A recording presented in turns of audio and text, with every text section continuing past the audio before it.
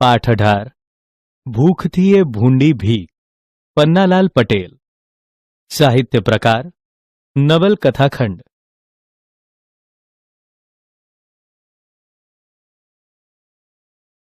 આપણા દેશના નાગરિકોનો એક મોટો સમૂહ અમીર છે તો બીજો મોટો સમૂહ ગરીબ છે. અમીર વિચારે છે શું કરીએ તો ભૂખ લાગે. ગરીબ વિચારે છે ભૂખ લાગે ત્યારે શું કરીએ. અમીરો પાસે 32 જાતના પકવાન છે પણ ભૂખ નથી લાગતી. ગરીબો પાસે પેટ પૂરતું ખાવાનું નથી. ભૂખ તો લાગે છે પણ તેને સંતોષવા માટે પૂરતું અનાજ નથી. ભૂખ માનવીના હાડ માંસને ગાળી નાખે છે પણ ભીખ તો માનવીના આત્માને હણી નાખે છે. મિત્રો, ભૂખ લાગી હોવા છતાં હું ભીખ નહીં માંગું એવું કહેતા એક ખેડૂતની ખુમારીનો પાઠ જોઈએ. પાઠના લેખક પન્નાલાલ પટેલ છે. તેમનો જન્મ 7/5/1912 રોજ અને તેમનું અવસાન 6/4/1989 રોજ થયું હતું. માનવીની ભવાઈ, મળેલા જીવ અને વળામણા એમની નોંધપાત્ર નવલકથાઓ છે. જ્યારે સુખ દુઃખના સાથી, વાત્રકને કાંઠે અને ઓરતા તેમના વાર્તા સંગ્રહો છે.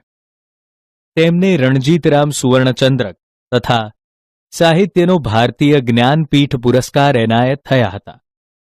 પ્રસ્તુત પાઠ તેમની માનવીની ભવાઈ નવલકથામાંથી લેવામાં આવ્યો છે. તેનો સાહિત્ય પ્રકાર નવલકથાખંડ છે.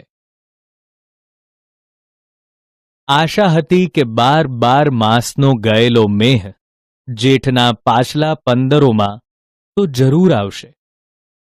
પણ કોણ જાણે કે મેઘરાજા તો ઊંઘી ગયા કે પછી એમને પાણી ખૂટ્યા કે વળતી વખતે એ વાટો લાંબી પડી.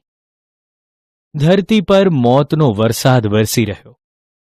વનમાં ને ખેતરોમાં, બજારમાં ને શેરીઓમાં જ્યાં જુઓ ત્યાં માનવીના મળદા જ મળદા. ક્યાં બાળવા ને ક્યાં દાટવા. પછી કાણ, સૂતક ને સરાવવાની તો વાત જ ક્યાં રહી. પાછળ રહેલા તો સંબંધીને આગળ કર્યાની રાહત અનુભવતા હતા. ખુશ થતા હતા ગણવા રહ્યા. ન દેખવા ન દાજવા. પાછલા 15 એટલે મહિનાના અંતિમ 15 દિવસોમાં. કાણ એટલે મરણ પાછળ રોવું તે. સૂતક એટલે મરણ પ્રસંગે પાળવામાં આવતી આભડછેડ.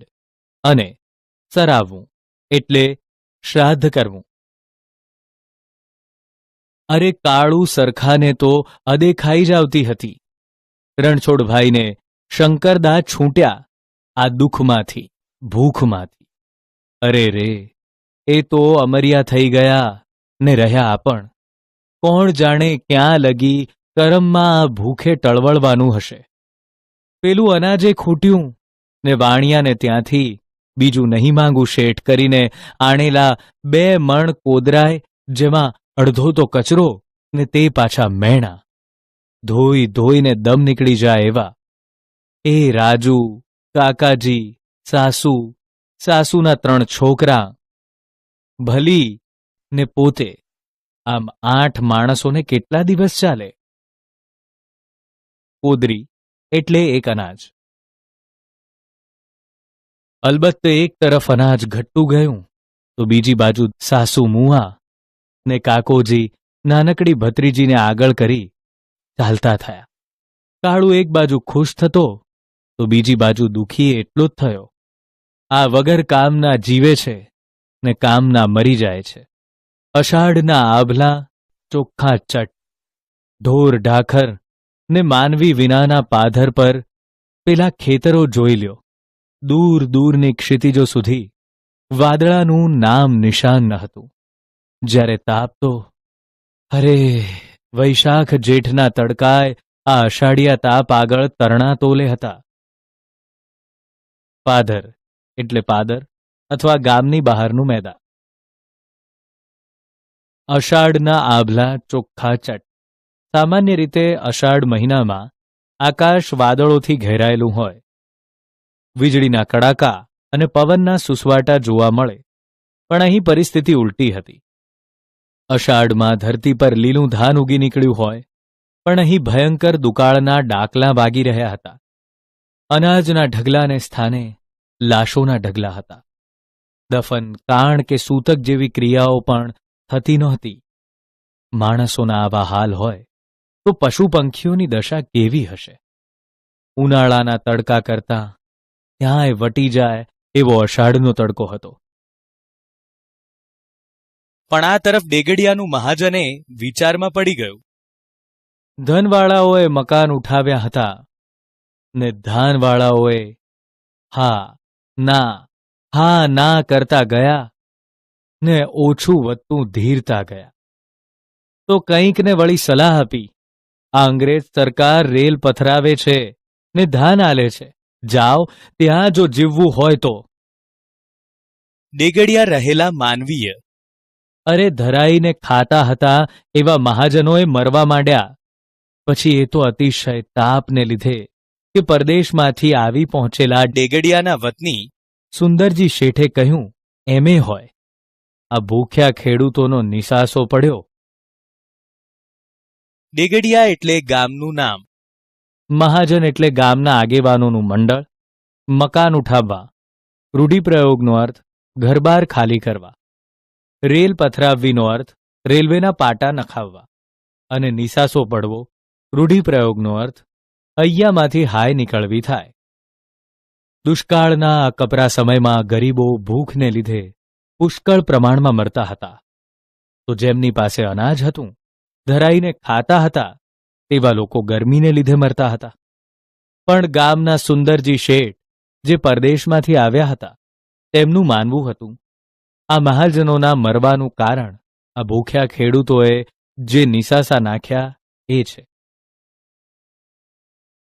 ગમે તેમ પણ ડેગડિયાના મહાજને સુંદરજી શેઠની વાત ધ્યાનથી સાંભળી.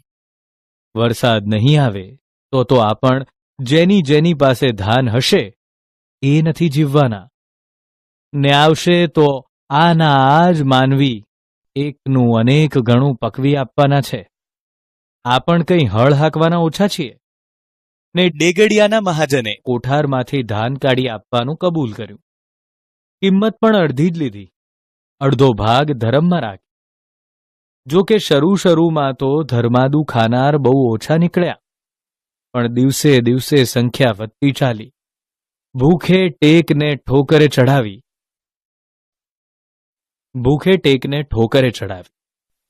જેને જીવ છે એને જમવું પડે. માણસની એ પ્રકૃતિ છે. ભોજન વગર તે જીવી ન શકે. આ દુષ્કાળમાં ઘણા એવા પણ માણસો હતા જે ધર્માદામાં અપાતા અનાજને ભીખ ગણાવતા. એવા પણ ખેડૂતો હતા જેઓ માનતા કે આ ધર્માદામાં અપાતું અનાજ અમારું જ છે, અમારું હોય અને એ લેવા પાછો હાથ લંબાવવાનો. ભલે મરી જઈએ પણ માંગવા નહીં જઈએ. ખેડૂતો આવી ટેક લઈને બેઠેલા હતા. પણ ભૂખ ક્યાં એ સમજે છે? તમામ ટેકને, બાધાને આખડીને, ધર્મશાસ્ત્રની મોટી મોટી વાતોને ભૂખે ઠોકરે ચડાવી હતી. અહીં ખાવું એ પ્રથમ ધર્મ બની ગયો હતો. નીંદ ન જાને તૂટી ખાટ, ભૂખ ન જાને જૂઠા ભાત. કાળુને રાજુએ વિનવ્યો, તમે તો કહેતા હતા ને કે આ કોઠારમાં આપણા ધાન છે, તે આપણા જ છે ને? તો પછી માજન આલે છે ને લેવું છે એમાં શરમ શાની? ગણે એને તો ખરી જ ને આપણા છે એટલે તો ઉલટાની વધારે શરમ. આપણા ધાન ને તોય આપણે હાથ ધરવાનો, ભીખ માંગવાની. લો હેડો, એવું બધું ગણ્યા વગર ઉઠો, નકર હું નથી જવાની. જવું તો જેને તમારા સોગન છે. આ બે છોકરાએ ભલે ભેગા મરી જતા. લોચો વળીને પડેલા કાળુને ઉઠે જ છૂટકો થયો. પણ એક શરતે, હું તારી સાથે આવું તે ભલે, બાકી હાથ તો નથી જ ધરવાનો. ન ધરતા તમારી વતી હું ધરીશ. પછી તો ખરું ને? મહાજન તળપદા શબ્દનો અર્થ મહાજન. આલે તળપદા શબ્દનો અર્થ આપે અને નકર તળપદા શબ્દનો અર્થ નહીંતર થાય. કાળુ ખેડૂત છે. પોતે જ ઉગાડેલા અનાજ શેઠના કોઠારમાં પડ્યા છે. કાળુ પોતાના જ અનાજને બીજા પાસે માંગવામાં શરમ અનુભવે છે. તેને ભીખ સમજે છે. ઘણા લોકો ભૂખને શરણે થઈ ગયા છે અને ટેકને છોડી ધર્માદાનું અન્ન લેવા પહોંચી ગયા છે. પરંતુ કાળુ હજુ અડીખમ છે, અણનમ છે. કાળુ આ ભૂખ સામે ક્યાં સુધી ઝઝૂમી શકશે? અરે ગાંડી! કાળુની ઊંડી ઉતરી ગયેલી આંખોમાં બહાર નીકળી આવેલા જડબાના પેલા હાડકા ઉપર હાસ્ય જેવું કંઈક ફરી રહ્યું. બોલ્યો, આ દોડ પાશેર ખીચડી જીવાડશે એમ તું માને છે? અરે બશેર આલે તોય મારું પેટ તો નથી ભરાવાનું. આગળ થતા ઉમેર્યું, ને તું એમ જાણે છે કે વરસાદ આવવાનો છે? આ તો પરથમીનો પલ્લો થવા બેઠો છે. ભૂંડી! નથી આપણ જીવવાના કે નથી જીવવાના મહાજને? ત્યાં શું કામ ભૂંડી? આ મરતી ઘડીએ કણબીના દીકરા પાસે હાથ ધરાવે છે. ના ના રાજુ, તું એકલી જા, હું તો નથી જ આવવાનો. ને એ થંભી ગયો.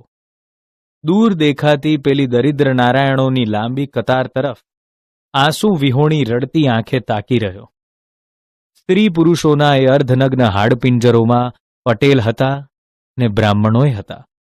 કોઈ કોઈ વાણિયામાં પણ હતા, જ્યારે ઠાકરડાની તો મોટી સંખ્યા હતી. ઘાંચી ને સિપાઈ હારમાં શેળભેળ હતા. પણ એ બધાયમાં ઝાઝો ભાગ તો હતો ખેડૂત જ ને. કાળુના પગ જાણે જડાઈ ગયા. ભગવાનને જીવતો રાખવો હશે તો મોખાના છોડાએ જ. પાશેર એટલે 125 ગ્રામ, બશેર એટલે 2 શેર 1 કિલોગ્રામ. પરથમી તળપદા શબ્દનો અર્થ પૃથ્વી અને પલ્લો તળપદા શબ્દનો અર્થ પ્રલય.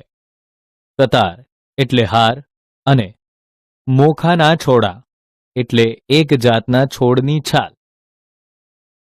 આ મરતી ઘડીએ કણબીના દીકરા પાસે હાથ ધરાવે છે. કાળુ કણબી છે, પટેલ છે, ખેડૂત છે. ખેડૂત અન્ન ઉગાવી જગતને આપતો હોવાથી જગતનો તાત ગણાય છે. પરંતુ ભયાનક દુષ્કાળમાં ખેડૂતો પાયમાલ થયા છે. ખાવાના સાંસા છે, અન્ન નથી. મોત સામે ઊભું છે. આવી ઘડીમાં પણ જગતના તાતની ખુમારી અકબંધ છે. ખેડૂત તો આપે, માંગે નહીં. એવું માનતો કાળુ હાથ લંબાવવા તૈયાર નથી. નશો ચડાવતા મોખાના છોડની છાલ ખાઈને બેભાન થવા તૈયાર છે, પણ હાથ લાંબો કરવા, માંગવા તૈયાર નથી. પણ મારી સાથે તો ચાલો, કે મને તમારે ભૂખે મારી નાખવી છે. તમારા 2 શાળાઓનો વિચાર કરો. રાજુ કરગરતી હતી. મારે વાદે તમે શું કામ મરો? લે હેડ. અને વળી એણે પગ ઉપાડ્યો. પાસે જતા એણે ચારે બાજુ નજર ફેરવી. ઊંચા ઓટલાવાળી મંદિરની પરસાળમાં સુંદરજી શેઠ, આંખ મીચાઈ જાય એવા કપડાં, સફેદ ધોતિયું અને અંગરખું, સોનેરી તલાવાળી રાતી પાઘડી ને ગળે દુપટ્ટો વગેરે પોશાકમાં શોભતા ગોળ તકિયાને અઢેલીને ગાદી પર બેઠા છે. બીજા મહાજનો પણ આસપાસ ગોઠવાયેલા છે. ટોટાદાર તમંચા સાથે એક તરફ ખુરશી ઢાળી ફોજદાર બેઠા છે, તો હવાલદાર પેલી કારતૂસી બંદૂક સાથે ચારે બાજુ નજર ફેરવતો તોલાટની બાજુમાં ગોઠવાયેલો છે. કેટલાક સિપાહી લાકડીઓ સાથે ફરી રહ્યા છે. આવનારાઓને છેલ્લે કાઢે છે, લેનારને ચેતવણી આપે છે. જો ભૂલ ચૂકે ફરીથી આવ્યો તો છાતીમાં ટોટો જ સમજી લેજે. રાજુને પેલા છેડે પહોંચાડવા જતા કાળુને આંખે એવા માણસો નજરે પડ્યા કે જેણે ખળામાંથી ઊંચકાય એટલા દાણા બ્રાહ્મણોને દાન કરેલા, તો વળી ઘરમાં ધાન નાખવાની એક વખત જગ્યા ન હતી એવા એમાં ઊભા હતા. અરે નાની સરકી લૂંટફાટને શરમ માનનારો ને ભાઈનું દીધેલું ન લેનારોય કંગાળ બનીને હારમાં પડ્યો હતો. ટોટાદાર એટલે દારૂખાનું ફોડવાનો ટોટો. તોલાટ એટલે તોળવાનું કામ કરનાર અને ખળું એટલે કણસલાને ખૂંદીને કે જોડીને અનાજ કાઢવાની જગ્યા. અરે રે, ભૂખ જ ભૂંડી છે નહીં? નકર વળી કાળુની આંખો ભીની થઈ આવી. જ્યારે વિચાર તો અનેક ઉઠતા હતા. જેના ધણી આગળ દુનિયા આખી ભલભલા રાજા, મહારાજા અને શેઠિયાઓ હાથ ધરતા આવતા, એના ધણીને આજે હાથ ધરવાનો, ને તે 1.5 પાશેર ખીચડી માટે? ધીક પડ્યો એ અવતારને, ધીક પડ્યું એ જીવવું. પણ આવા વિચારવાળો એક કાળું જ ન હતો, બીજાય કેટલાક હતા જે અહીં ડોકાયા ન હતા. શંકરદા ને રણછોડ જીવતા હોત તો એ બીજું ગમે તે કરત, પણ આમ હારે પડીને આખી દુનિયા દેખે એ રીતે હાથ તો ન જ લંબાવત. અરે રે, ભૂખ જ ભૂંડી છે નહીં? પેટ કરાવે વેઠ, એ કહેવત તમે સાંભળી જ હશે. પેટનો ખાડો પૂરવા માણસ દિવસ રાત દોડ્યા જ કરતો હોય છે. ભૂખ માણસ પશુ પંખી પાસે શું શું નથી કરાવતી. શેઠિયાઓ અને મોટા મહારાજાઓને જ્યારે અન્નની જરૂર પડતી ત્યારે ખેડૂત પાસે હાથ લંબાવતા. એ જ ખેડૂત આજે અન્ન લેવા હાથ લંબાવીને હાર બંધ ઊભા છે. ભૂખ જ ભૂંડી છે. પણ કાળું જુદી માટીથી ઘડાયેલો હતો. તેના જેવા બીજા પણ હતા જે ભૂખે મરી જવું પસંદ કરતા હતા, પણ હાથ લંબાવવા તૈયાર નહોતા. રાજુ તથા પેલા 2 છોકરાને લાઈનમાં ઊભા રાખ્યા ન રાખ્યા ને તરત જ કાળું પાછો વળી ગયો. સિપાહીએ ટોક્યો, એ ઠૂંઠિયા, ક્યાં જાય છે એમ? ક્યાં તે મારા મુકામ પર? કાળુએ પાછળ જોયા વગર જ કહ્યું. પગ તો ચાલુ જ હતા. અરે ઊભો રે, એ જરાક સુનતા નહીં હે? કાળું ઊભો રહી ગયો.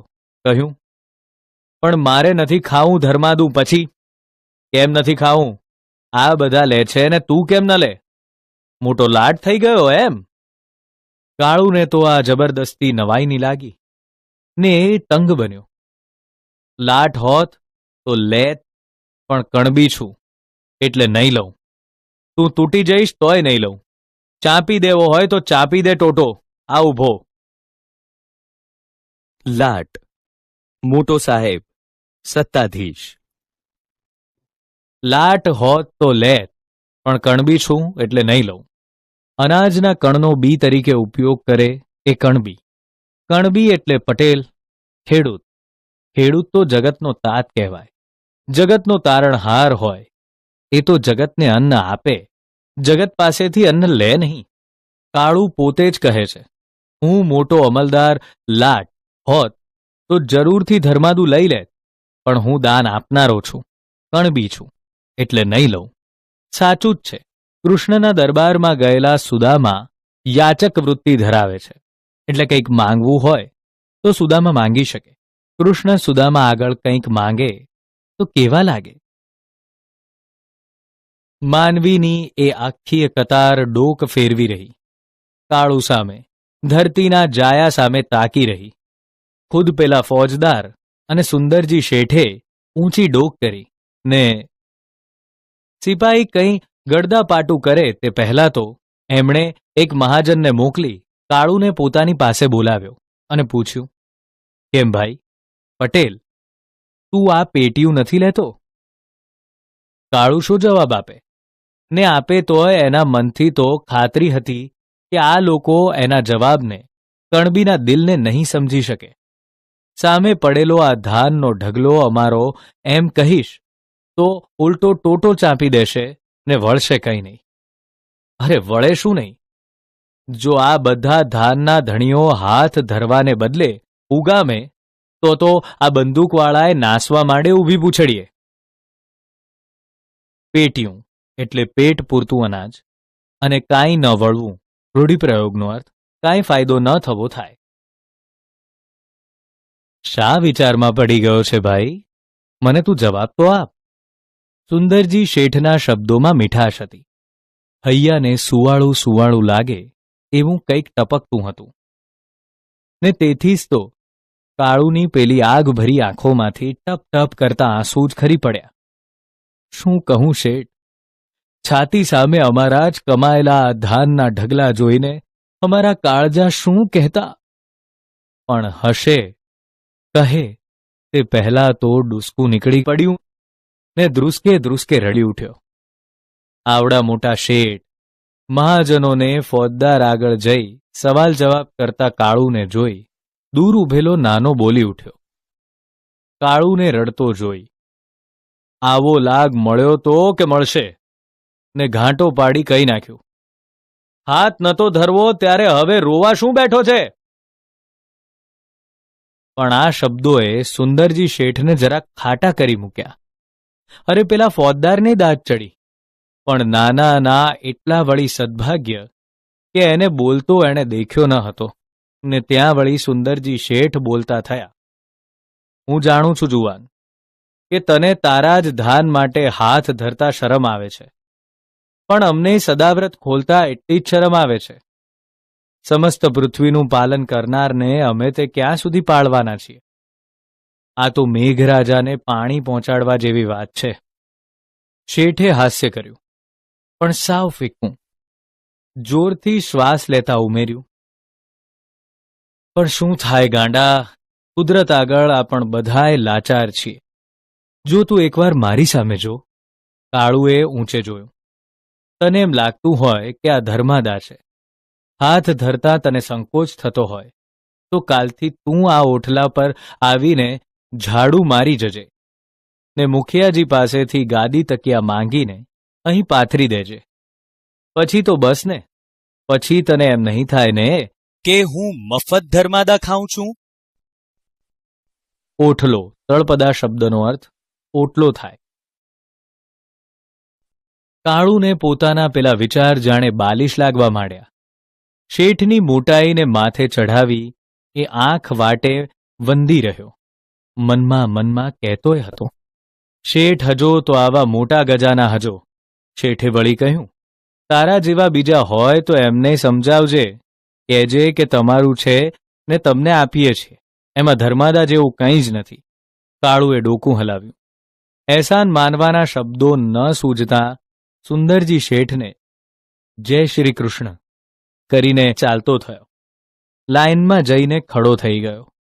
અમારું છે ને અમારે લેવું છે, મારું આમાં હશે જ તો. પેલા વલ્લાવાળા ક્યારડાની મારી શાળ હાથમાં ફેરવેલી ને રમાડેલી, એ શાળના ચોખા ઓળખી કાઢું, વીણી દેખાડું કહતો. બાલિશ એટલે નાદાન, વલ્લાવાળા એટલે વડલાવાળા ને શાળ એટલે ચોખાના છડ્યા ન હોય તેવા આખા દાણા અથવા ડાંગર. સિપાહીને તો કોણ જાણે કેમ, પણ કાળું જાણે આંખનો પાટો અને તે જાણે મરચાનો હતો. પણ ફોજદાર જેને સલામ ભરતા હતા એવા ખુદ શેઠની જ એના પર મહેરબાની ઉતરી હતી. અરે મોઢા મોઢ એનાથી વાતો કરી પછી એને કરી પણ શું શકાય? ને એ લોક કાળું ઉપરથી દાજ બીજા ઉપર ઉતારી રહ્યા. પાલનહાર જોયા હોય તો બરાબર હારમાં ઊભો રહે. એ દોડ પાશેર ખીચડી ફાટેલા ધોતિયાની ફડકમાં લઈને રવાના થતા કાળુને હસવું આવ્યું. હા તો બાવાના બે બગડ્યા, એના જેવો ખેલ થયો. ટેકે ખોયો ને જીવ પણ ખોવાનો. ધોતિયાની ફડક એટલે ધોતિયાનો છેડો, બાવાના બે બગડવા જેવો ખેલ થવો એટલે તદ્દન પાયમાલ થઈ જવાય એવી પરિસ્થિતિ થવી, અને જીવ ખોવો એટલે મૃત્યુ થવું. કાળુની વાત ખોટી ન હતી. અત્યાર સુધી તો પાશેર દોઢ પાશેર પણ મકાઈ કોદરા સરખું નકુર ધાન મળતું હતું. જ્યારે આ તો કાળુના જ શબ્દોમાં કહીએ તો એક ઓડકાર ખાતામાં જ આ દોઢ પાશેર ખીચડી હજમ. ને વાટ જોતી ઊભેલી રાજુને કહ્યું, રાજુ, પેલા કેનારે ખરું જ કહ્યું છે કે રામ તારી કેવી ગતિ કે કુણ કમાય કોની વતી. આપણું તો કપાળે કાણું છે ને આ ખોબોય કાણો નીકળ્યો. રાજુ ચીડાઈ ઉઠી. મારો ભાઈ ને ભગો કહે છે એમાં જરાય ખોટું નથી. ને આંખો કાઢતા કહ્યું, ખબરદાર જો હવે આવો કશો બબડાટ કર્યો તો અડધા તો આમ ગણી ગણીને જ મરવા પડ્યા છો. તમારા ડીલ સામે તો જુઓ. તમને ખબર છે ડાકણમાં ડાકણ કોણ છે, જાણો છો? નકુર એટલે નક્કર, કેનારે તળપદા શબ્દનો અર્થ કહેનારે, કપાળ કાણું હોવું રૂઢિપ્રયોગનો અર્થ, નસીબ ખરાબ હોવું, ડીલ એટલે શરીર, અને કુણ તળપદા શબ્દનો અર્થ કોણ થાય. કાળુને તો રાજુની ગાળોય મીઠી હતી. જ્યારે આ ઠપકો હતો ને તે મીઠો. હસતા હસતા વચ્ચે જ બોલી ઉઠ્યો, ડાકણ તો ભૂખ છે, પણ રાજુ ત્યારે રમૂજમાં ન હતી. બોલી ઉઠી, ના, ડાકણ ચિંતા છે, માનવીના કાળજાને ખોતરી ખાય છે. ને પછી તો રાજુએ એને કેટલીય સમજણ શીખવાડી, શિખામણ દીધી. હા ભાઈ હા, હેન્ડ, હવે એ બધો લવારો નહીં કરું. આમ કહેતો કાળુ વળી પાછો ગંભીર બન્યો. બની જવાયું, બોલ્યો, પણ ભૂંડામાં ભૂંડું શું છે એ જાણે છે તું? ભૂખ શું તે? ના, હું ભૂખને ભૂંડામાં ભૂંડી કહેતો હતો, પણ એનાથી એ ભૂંડું આજે એક બીજું ભાળ્યું. કાળુએ ધોતિયાની પેલી પોટલી ઉપરથી નજર ઊંચકી રાજુ સામે માંડી. આર પાર તાકતો હોય એમ જોઈ રહેતા પૂછ્યું, તને ખબર છે ભૂખથી એ ભૂંડી ભીખ છે. ભૂખ તો હાડ માંસ ગાળી નાખે છે, પણ આ ભૂખ તો કાળું જાણે બે ભાનમાં એકલો એકલો લવતો હતો. રાજુ, ખરું કહું છું, આપણા ગુમાન ને આત્માને ઓગાળી નાખે છે, પાણી કરી દે છે. ને યાદ રાખજે, ચિંતા, ભૂખ અને ભીખ. દુષ્કાળમાં મરી ગયેલા લોકો છૂટી ગયા હતા, પણ જે જીવતા હતા તેમની હાલત અત્યંત ખરાબ હતી. રાજુના મતે ચિંતા ડાકણ હતી, જે માણસના કાળજાને કોતરી ખાતી હતી. કાળુ પહેલા ભૂખને ડાકણ કહેતો હતો, ભૂંડી કહેતો હતો, પણ આજે પાશેર ખીચડી માટે હાથ લંબાવ્યા પછી તેને ભૂખ કરતા એ ભૂંડી ભીખ લાગી હતી. ભૂખ માણસના શરીરને હાડમાંસને ઓગાળી નાખે છે, જ્યારે ભીખ માણસના ગર્વને અને આત્માને ઓગાળી નાખે છે. ભીખ માંગનાર વ્યક્તિની ખુમારી, તેનો ગર્વ, તેનું અભિમાન, અરે તેનો આત્મા જ મરી જાય છે.